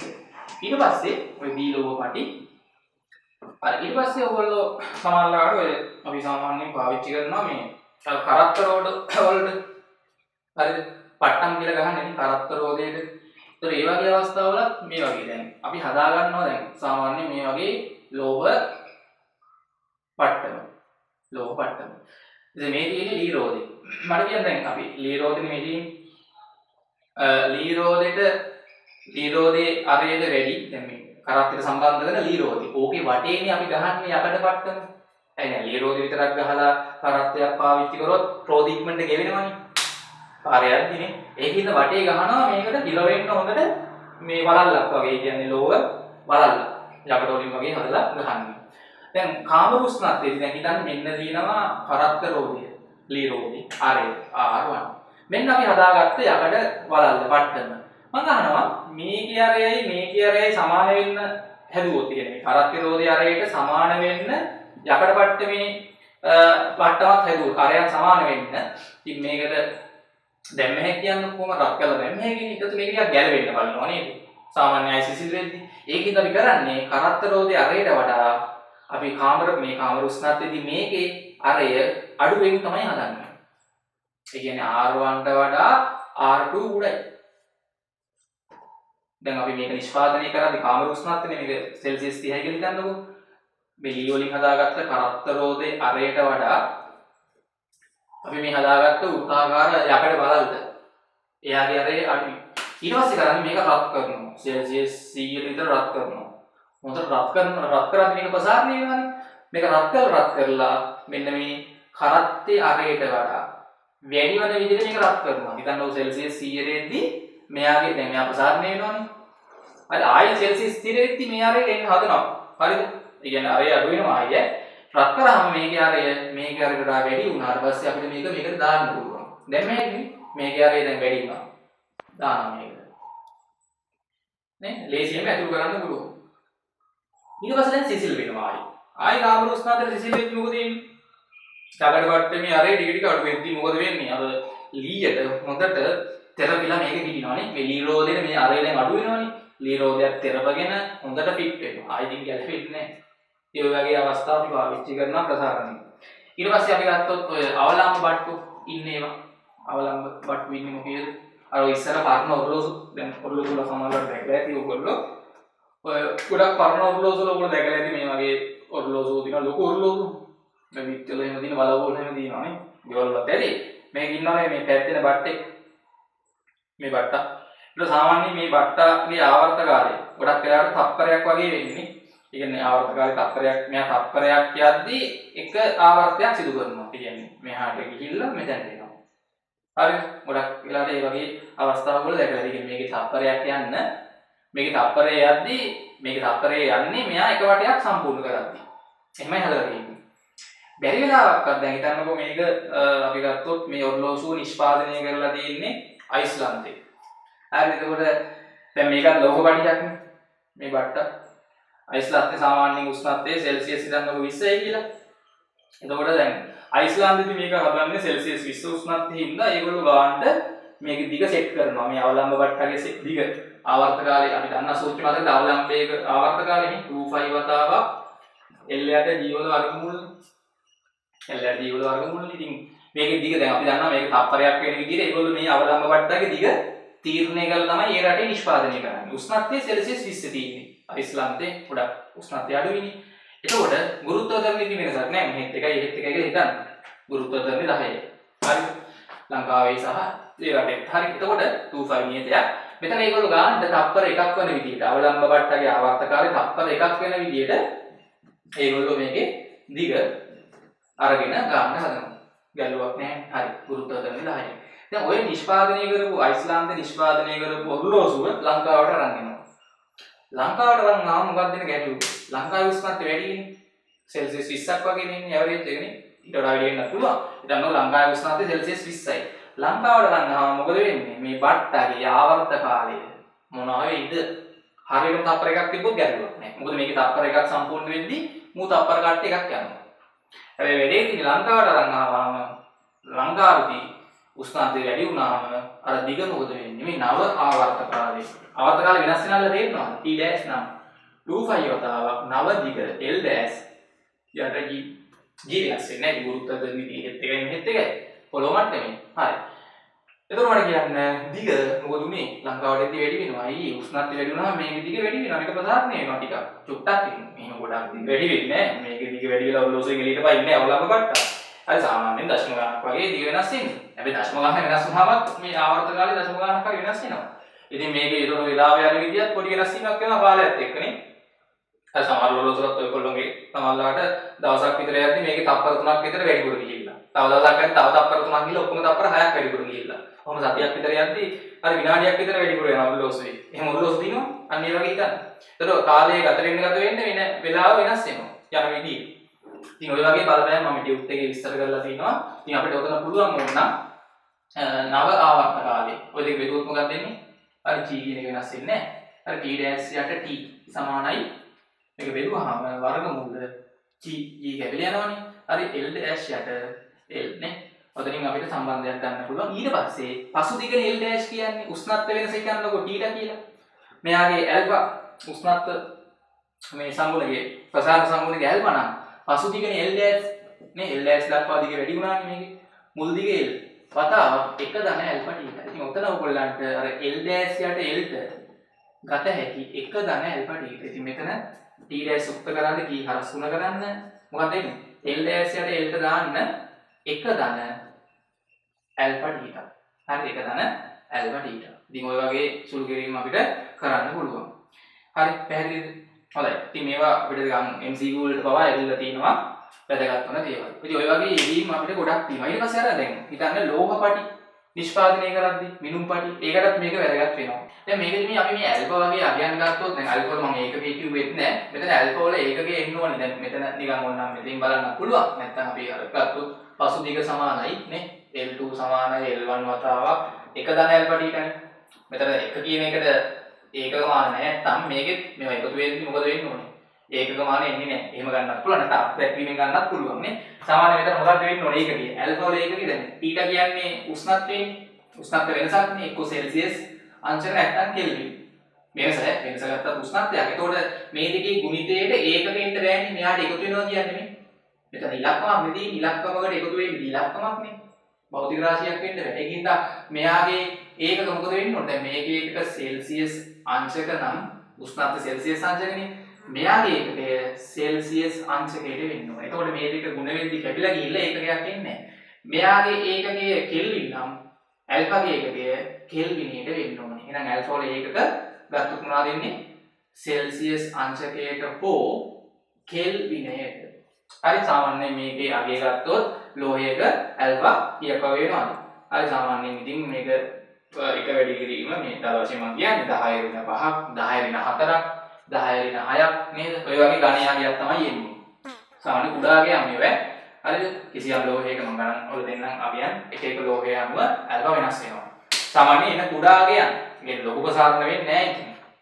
හරිද? පොඩි වශයෙන් තමයි ප්‍රසාරණය වෙන්නේ. ඊට පස්සේ දැන් අපි ගත්තොත් මෙන්න මෙතන මේ මම පොඩි සුළු කිරීමක් කියන්නේ අපිට මේකනේ යන්නේ. අර අවලංගු වට්ටාගේ උෂ්ණත්වය වැඩි වුණාම පසු ආවර්ත කාලය. එතකොට මෙතනදී ඕගොල්ලන්ට පසු ආවර්ත කාලය T dash. මෙන්න මේ එක දැන් ඇල්ෆා තීටා ඇල්ෆා කියන එක කුඩාගයක් වුණාම මට කියන්නේ මේ ඇල්ෆා වර්ගයේ මොකද වෙන්නේ? දැන් ඇල්ෆා වලාගේ 10 ඍණ 5ක් නම් ඇල්ෆා වර්ගයාගේ 10 ඍණ 10ක් වෙනවනේ. මේක තවත් කුඩාකින් අපි සාමාන්‍යයෙන් අර ආසන්නව බිඳුවට සලකනවා. ඒක නිසා ඒ වගේ ඒවා ගණන් වල පාවිච්චි කරන්න පුළුවන්. ඕගොල්ලන්ට මෙතන එක ධන ඇල්ෆා තීටා මම මේකට බිඳුවක් එකතු කරා කියලා වෙනසක් වෙනවද? මේ ඇතුලේ බිඳුවක් එකතු කරා කියලා වෙනසක් වෙන්නේ නැහැ. අන්න ඒක නිසා මම මෙතන ඇල්ෆා වර්ග තීටා වර්ගයට 4 පදයක් එකතු කරනවා. මේ සුළු කිරීමේ පොඩි කෙටිලමක් කියලා දෙන්න හදන්නේ. ඉතින් මේකගේ බිඳුවක් වගේ ඉනාසන්න මේ ඇල්ෆා වර්ගයගේ 10 න් 10යි. හරි ඉතින් ඔකින් වැඩි කරාම මේ පදෙන් නම් බිඳුවක් වගේ එන්නේ. දැන් මෙතන හොඳට බලන්න අර දීපද ප්‍රකාශනයේක වර්ග ආයතනයක් ලෙස ලියුවේ. කොහොමද කියන්නේ? එක ධන ඇල්ෆා තීටා බෙදීම දෙකේ වර්ගය. බලන්න හරිද කියලා? එකේ වර්ගය 1යි. පද දෙකේ ගුණිතය ඇල්ෆා තීටාට 2යි. ඒකේ දෙගුණය 2 ගැබෙලා ගිහලා ඇල්ෆා තීටා. දෙවන පදේ වර්ගය. එහෙනම් මේ වර්ගයයි වර්ගමූලයයි කැපිලා ගියාම t වතාවක් එක ධන ඇල්ෆා තීටා බෙදීම 2යි t dash. ඒ කියන්නේ අවලම්බ වට්ටගේ දිග වැඩි වුණාම ආවර්ත කාලය නේ t dash කියලා ගත්තේ. දිග වැඩි වෙන්න කලින් හරිම ආවර්ත කාලෙ නේ මේක තප්පරයක් නම් තප්පරයක්. ඒ කියන්නේ එතකොට අර මේක අයිස්ලාන්තයේදී හරියටම තප්පරයක් යද්දි බට්ට වෙනවා. එතකොට තප්පර කටු එකක් යනවා. කිසිම අවුලක් නැහැ හරියටම කාලය යනවා. ලංකාවට ගෙනාවම වෙන්නේ මොකද්ද මේ t වතාවක් මෙතන එන්නේ t ඇල්ෆා තීටායට 2. මෙන්න මෙච්චරක දෝෂයක් ඇති වෙනවා. හරි මේකනේ හරිම තප්පරයක ආවර්ත කාලය. ධන මෙන්න මෙච්චර දෝෂයක්. මේක තමයි දෝෂය. එතකොට මොකද වෙන්නේ? දැන් කාලය ගත වෙන්න නේ. මේ වෙලාවේ උෂ්ණත්වය වැඩි වුණාට පස්සේ මෙයා එක වටයක් දෝලණය වෙද්දී එයාට ගත වෙනවා t ධන මෙන්න මෙච්චරක කාලයක්. එතකොට කාලය මොකද වෙන්නේ? දැන් මේක හිතන්නකො තප්පර එකයි කියලා. මේක තප්පර එකයි. එතකොට දැන් අයිස්ලාන්තයේදී මේ ඔරලෝසුව හදලා තියෙන්නේ අර කොහෙද හිතුවත් මෙහෙම හදලා තියෙන්නේ. මේ ඔරලෝසුව නිෂ්පාදනය කරලා තියෙන්නේ මේ බට්ටා එක වටයක් පැද්දෙද්දි මේකේ තප්පර කට්ට එකක් යන විදිහට හදලා තියෙන්නේ. බට්ටා එක වටයක් පැද්දෙද්දි තප්පර එකක් යන හදලා තියෙන්නේ. දැන් නිෂ්පාදනය කරපු රටේදී හරියටම තප්පරයකට මේක තප්පර එකයි ආවර්ත කාලය. එතකොට මෙතනත් තප්පර එක යනවා. හැබැයි ලංකාවට නම් ආවම එතකොට මේකේ එක වටයක් පැද්දෙන්න තප්පරයකුයි තව දශම ගාණක් මෙතන පොඩි දශම ගාණක් එනවනේ. තප්පරයකුයි තව දශම ගාණකුයි ඇත්තටම කාලය ගත වෙනවා. මේක වටයක් පැද්දෙන්න ලංකාවේදී තප්පරයකුයි තව පොඩි කාලයකුයි ගත වෙනවා. එතකොට මෙයා තප්පරයක් පෙන්වන්නේ එයි මෙයා එක වටයක් පැද්දුනහම මෙයා තප්පරයක් පෙන්නුවට මෙතන එක වටයක් පැද්දෙන්න තප්පරයකට වඩා වැඩි කාලයක් අරගෙන අන්න දෝෂයක් එනවා. තේරෙනවද? එතකොට ඇත්තම වෙලාවට වඩා අරගේ පෙන්වන වෙලාව අඩු වෙමින් යනවා. පැහැදිලිද? අන්න ඒ වගේ දෝෂ ඇති වෙනවා. ඒක එකක්. ඊළඟට ඔය ලෝහ මිනුම් පටි වලත් ඔය වැඩේ වෙනවා. ලෝහ මිනුම් පටි වලත් ඔය වගේ වැඩ වෙනවා. දැන් ලෝහ මිනුම් පටි නිෂ්පාදනය කරන රට ඔය වගේ සීතල රටක නිෂ්පාදනය කරලා ලංකාවට නම් આવොත් මොකද වෙන්නේ?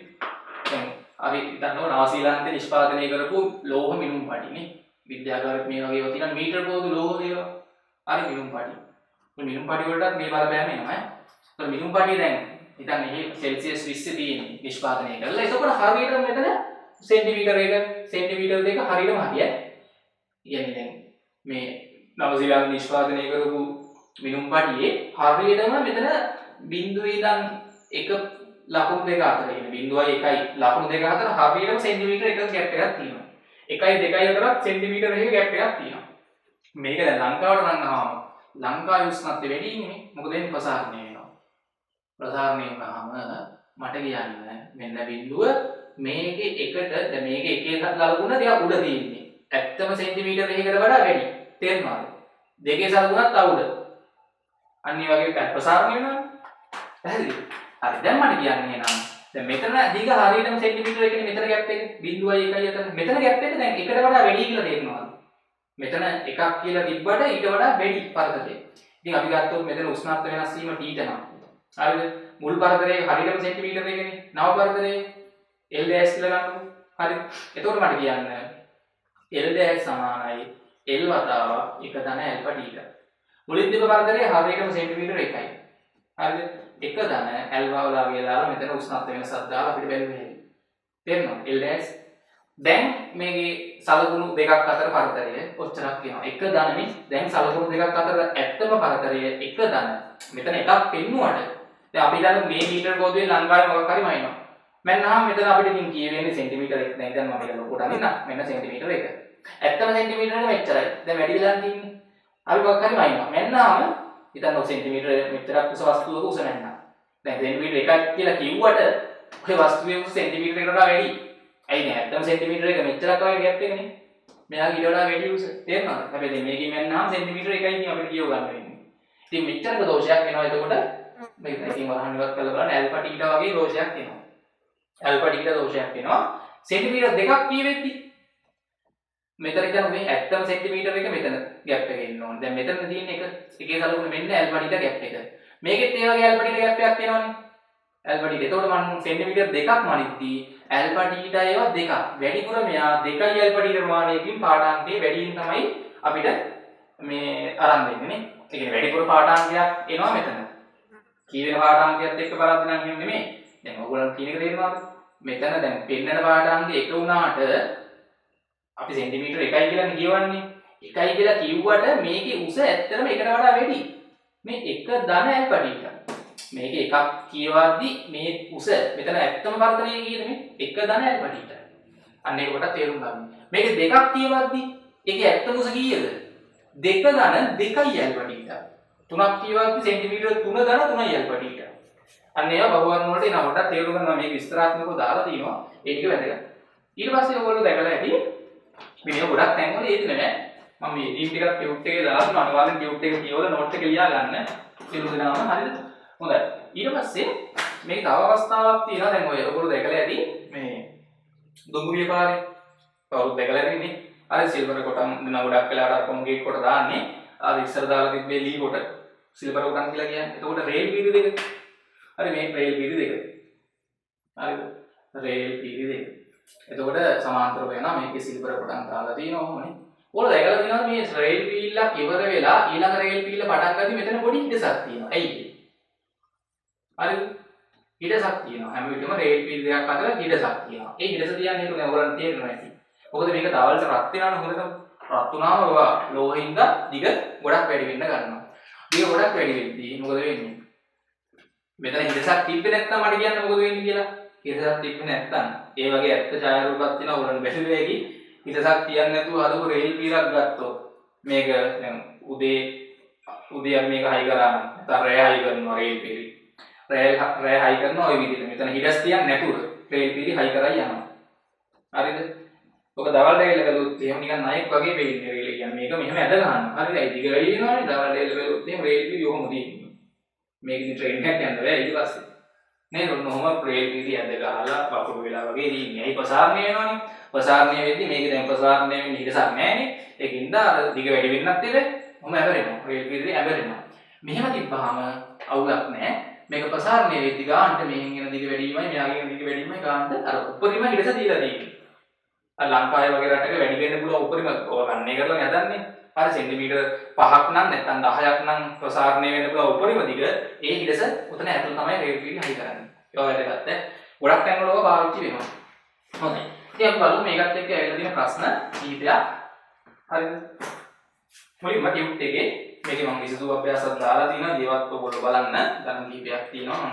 ගණන් කීපයක් නෑ හදලා ඔයගොල්ලන්ට පොඩි උදව්වක් වශයෙන් ඒක කරලා දෙන්න. ඒක අනිත් ටික හදන්න පුළුවන් තරම් ගණන් එක එක රටා තියෙනවා. හරි. අරේ සෙන්ටිමීටර් 50ක් වන වෘත්තාකාර තහඩුවක උෂ්ණත්වය සෙල්සියස් 50කින් ඉහළ නැංවූ විට එම තහඩුවේ නව අරේ සොයන්න. අන්න. එතකොට වෘත්තාකාර තහඩුවක්. හරිද? අරය R1. මෙයාගේ උෂ්ණත්වය ගාණ කියලා තියෙනවා සෙල්සියස් 20කින්. අන්න වෙනසනේ තීටා. සෙල්සියස් 20කින් ඉහළ නැංවුවාම නව අරය R2 ඉතින් මොකක්ද කියලාම දාන්නේ? නව අරය දිගක් ලෙසනේ ගන්න වෙන්නේ R2 සමානයි R1 වතාවක් 1 ධන ඇල්ෆා ටීටා. හරි r2 සමාන. දෙපැත්තේ ඒකක සමාන වෙන්නේ. මීටරම දාන්න ඕනේ නැහැ. සෙන්ටිමීටර නම් සෙන්ටිමීටර. මිලිමීටර නම් මිලිමීටර. මෙතන ඒකකයක් එන්නේ නැහැ. ඉලක්කමක් නෙන්නේ. හරි. සෙල්සියස් අංශක සෙල්සියස් අංශකයට කැපලා ගියාම එතකොට මුල් හරිය 50යි. මේකේ ඇල්ෆා තඹවල ඇල්ෆා 17 වතාවක් 10 ඍණ 6යි. හරි මුල් හරිය සෙන්ටිමීටර 50යි. එක දන ඇල්ෆා 17 වතාවක් දැක්ක 10 ඍණ 6යි. පොඩියා කියන්නේ ඇල්ෆා උෂ්ණත්ව වෙනස 20යි. ඉතින් මේක ගුණ කරලා මෙතන එකට එකතු කරන්න ඕනේ. හරිද? r2 සමානයි මෙතන 50 වතාවක්. ඔක ටිකක් කල්පනායෙන් සුළු කරනවා. අරු නෑ ඉතින්. දර්ශක බලත් එක්කනේ. හරිද? ඔතන සුළු කරලා බලන්න. බිංදුවයි දශම එන්නේ කීයද? එක ධන බිංදුවයි දශම බිංදුවයි 3.4යි. මම මෙතන එකක් විතරක් සුළු කරලා පෙන්නන්නම්. එක ධන මේ මෙන්න මේ ටික සුළු කරාම මේ කැලේ සුළු කරාම එනවා බිංදුවයි දශම බිංදුවයි සුළු කරලා බලන්න ඕනේ. දශම ස්ථාන වෙන් කරගන්න ඕනේ. බිංදු 3.4. ඔන්න මේ කැලේ සුළු කරාම. ඕක එකට එකතු කරාම කීයද? 1.0.0.0.3.4. දැන් මේ දෙක වැඩි කරලා සෙන්ටිමීටර වලින් උත්තරේ ගන්න හැකියි. හරිද? සෙන්ටිමීටර වලින් බලන්න කීයද එන්නේ කියලා. මෙතන 50.0.17යි. ලොකුවට වැඩි වෙන්නේ නැහැ ඉතින්. 50.0.17 සෙන්ටිමීටර. පොඩි වැඩිවීමක් වෙන්නේ හරිද? එහෙම හොඳට ඇහැට පේන්න මේවා ලොකුවට වැඩි වෙන්නේ නැහැ. එහෙනම් ගොඩාක් රත් කරන්න ඕන. ලොකු දිගවල අරින්න. හොඳයි.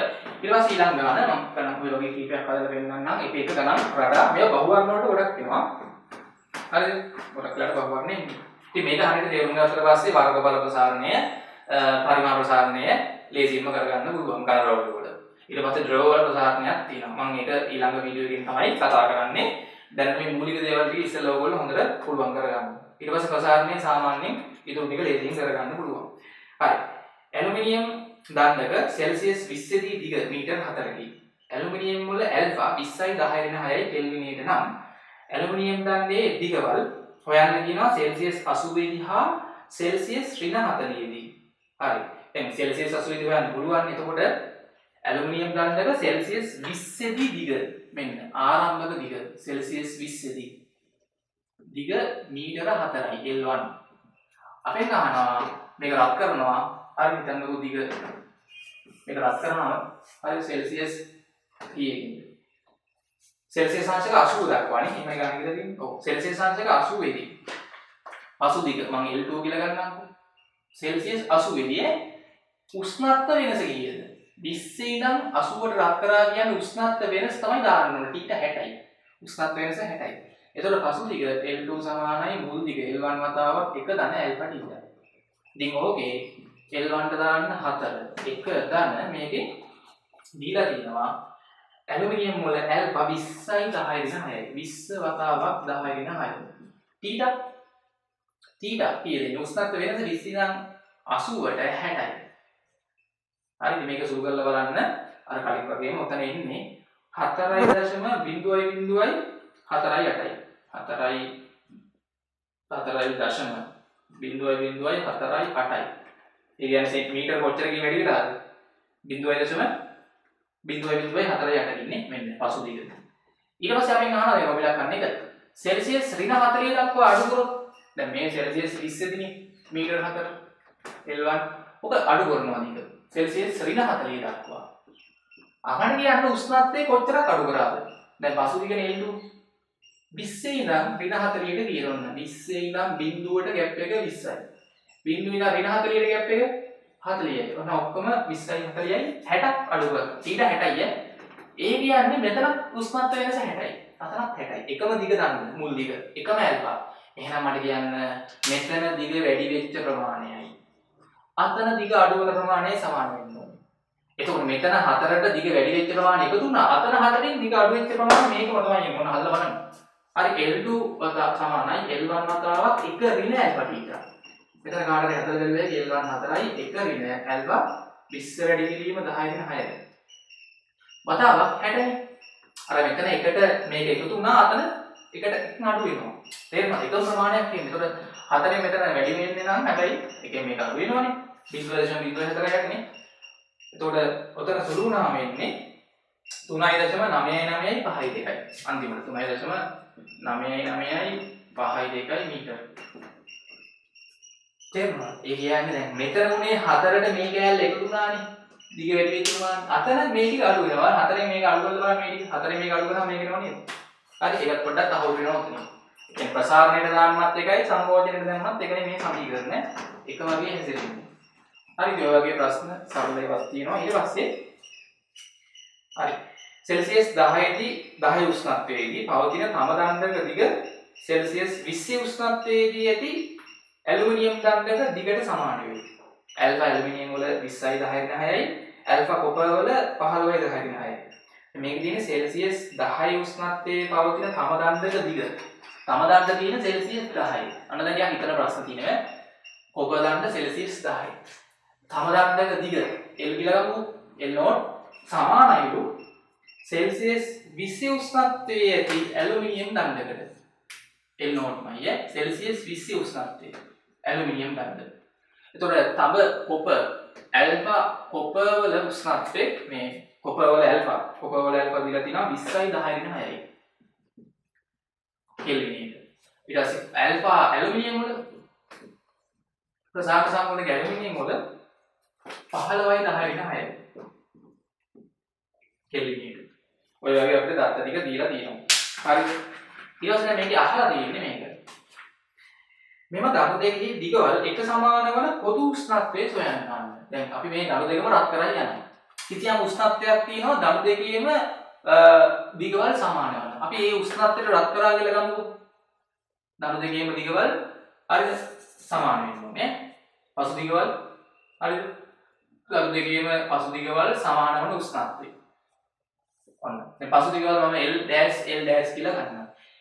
ඔය සඳහා තීටා කියන නැත්නම් අපි තීටා නෝට් කියන උෂ්ණත්වයට රත් කරා. තීටා නෝට් කියන උෂ්ණත්වය දැන් පසු උෂ්ණත්වය. පෙර උෂ්ණත්වය මෙයාගේ 10යි, මෙයාගේ 20යි. මෙයාගේ 20 ඉඳන් තීටා නෝට්ට රත් කරා. මෙයාගේ 10 ඉඳන් තීටා නෝට්ට රත් කරා. රත් කරාම මෙයාගේ දිගයි, මෙයාගේ දිගයි සමාන වෙනවා.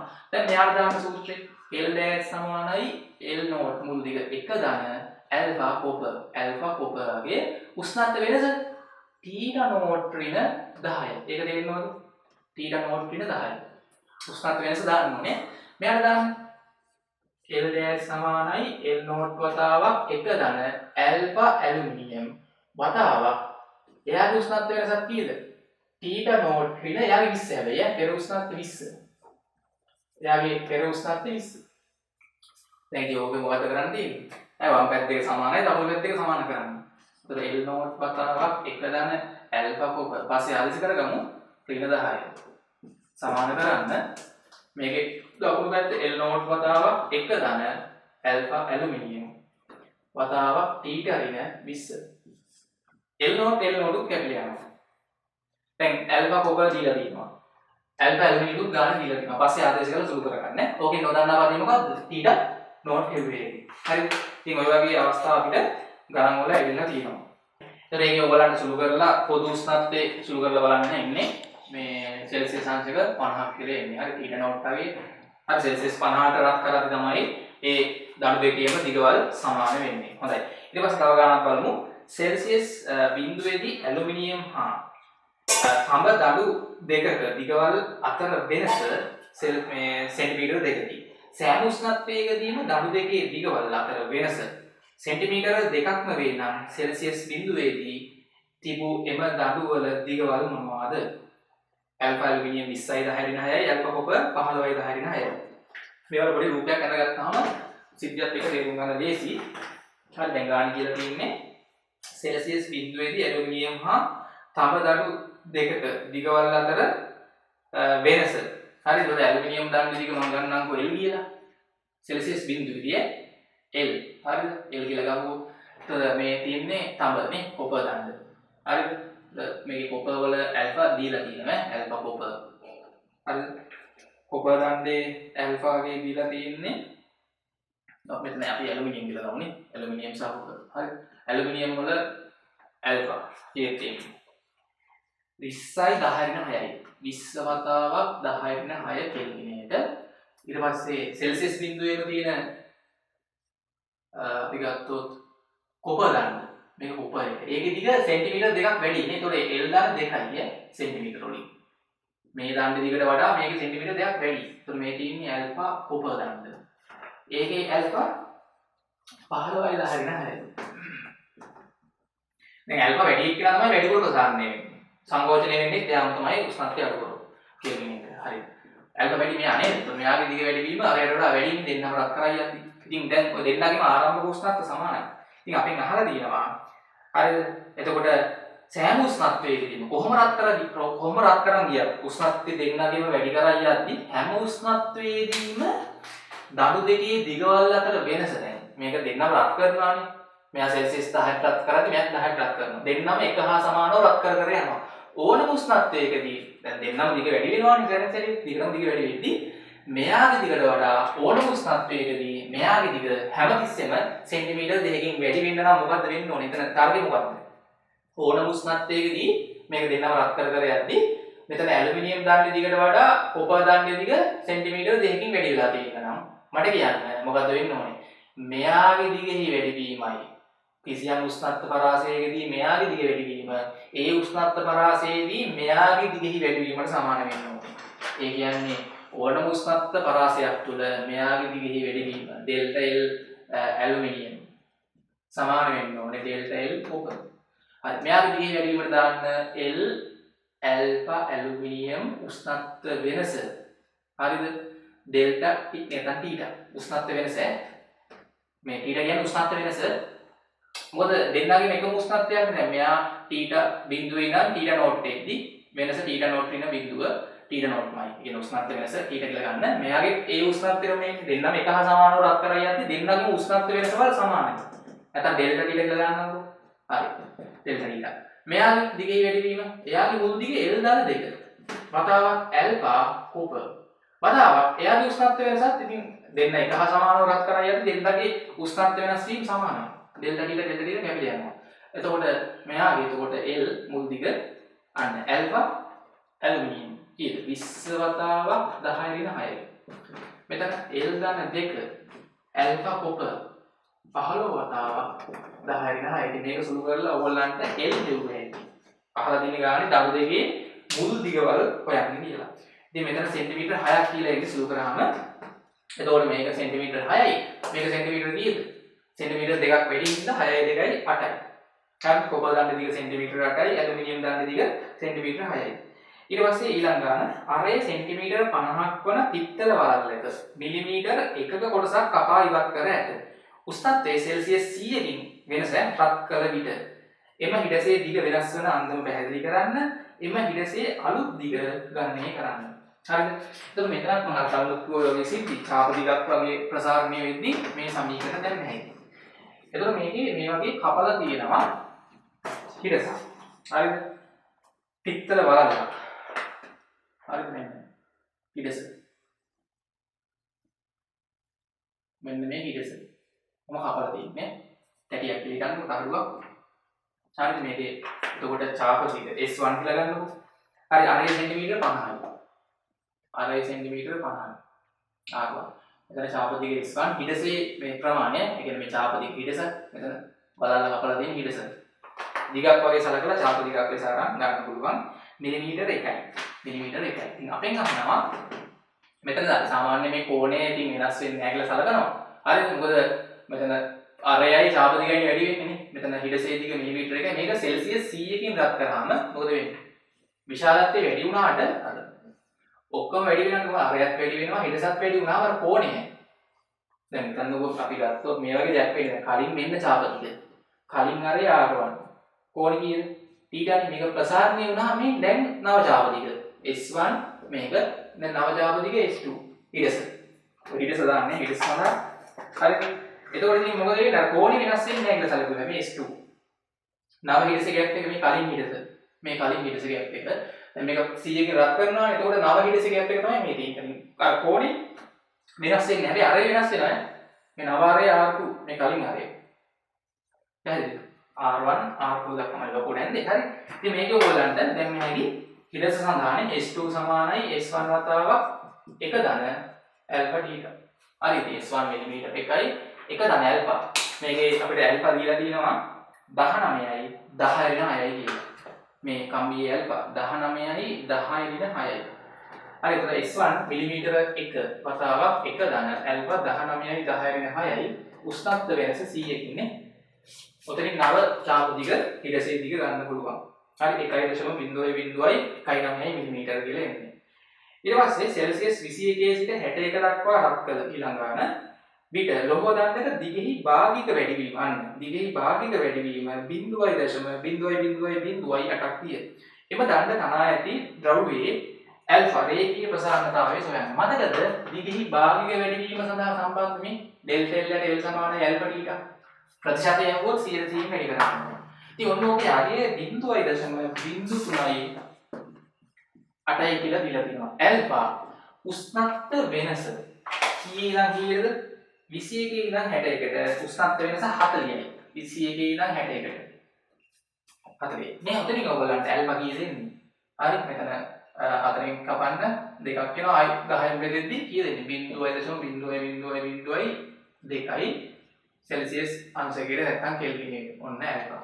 ඕගොල්ලන් දෙක වැඩි කිරීම 10 ඍණ 5යි කියලා ලියන්නත් පුළුවන්. කෙල්වින් එකට හෝ සෙල්සියස් අංශකයට. පැහැදිලි. හරි මේ වගේ ගණන් එවිලා තියෙනවා. හරි. තව ගණනක් අහු බලමු. යකඩ දණ්ඩක මුළු දිග සෙන්ටිමීටර 120ක් වන අතර එහි උෂ්ණත්වය සෙල්සියස් 0 සිට සෙල්සියස් 100 දක්වා වැඩි කළ විට දිග වැඩිවීම 1.52 මිලිමීටර විය. යකඩවල ප්‍රසාරණතා සම්මුතිය. ඇල්ෆා ලේසියෙන්ම හොයන්න පුළුවන්. හරි ඉතින් සූත්‍රයට ආදේශ කරන්න. හරි එතකොට L2 සමානයි L1 එක ධන ඇල්ෆා තීටා. හරි යකඩ ගන්න තියෙන්නේ.